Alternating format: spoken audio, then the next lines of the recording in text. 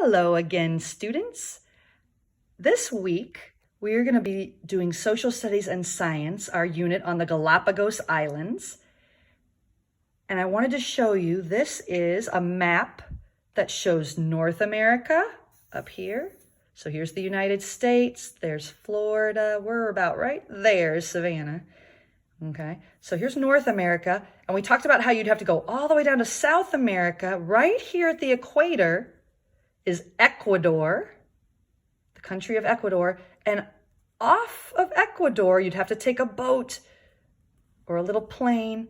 Over here is a group of islands, an archipelago called the Galapagos Islands. Do you guys remember what Galapagos means in Spanish? Who remembers? That's right, tortoise. Okay, so right here at the equator, so what do you think the weather is like in the Galapagos Islands? We're right by the equator. We've talked about how it's going to be really hot, right? It's got very warm weather. Okay, so there are the Galapagos Islands. And then here is a map of those islands a little bit closer up. If we were flying over the Galapagos Islands. And yesterday we focused on this island is called Santa Cruz. Okay, and Santa Cruz is a little bit of a bigger island. It actually has a little town down here where I was, Punta Estrada, Puerto Ayora. Okay, this area right here. But actually, people only live on 3% of all of the land on these islands. Okay, so if you divided these islands up into 100 pieces, people would only live on 3 of the pieces.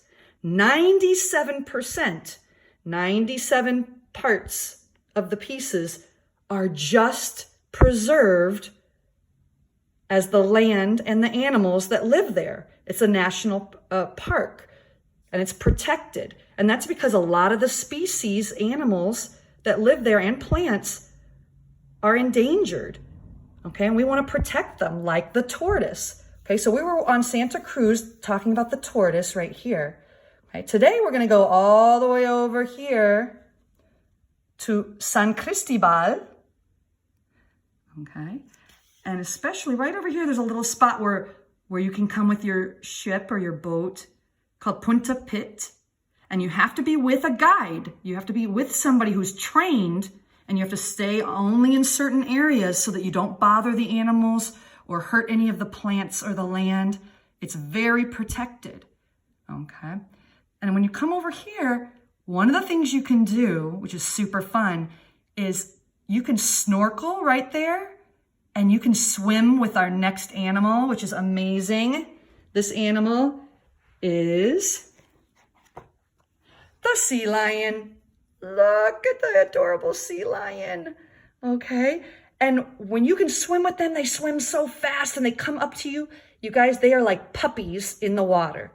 They love to snuggle. They will come right up to you in the water and play with you and try to push your little feet as you're swimming. They are so cute and so friendly. And when you go up on the beaches, you'll see hundreds of them and they are lying around. They're a lot slower when they're on the beach. They swim really fast, but you can see they're pretty. They've got a lot of fat, right? And blubber. And we've talked about how that can help an animal stay warm and if the water is cold or if they're in a colder area. One of the things that makes a sea lion different than a seal, because they look similar, don't they? Do you see how the sea lion has a little tiny ear that sticks out? And the seal doesn't have that. Also, the sea lion, if we look at another picture, if you look at their tail actually has 2 little pieces. There's a split in the middle, and that helps them. They can waddle, they can almost walk on those little fins. And I'll show you some videos. There'll be some links on this page that you can watch them waddling and walking along on the beach. They're so cute. They'll go waddle, waddle, waddle, and then they'll just lay down because they get tired.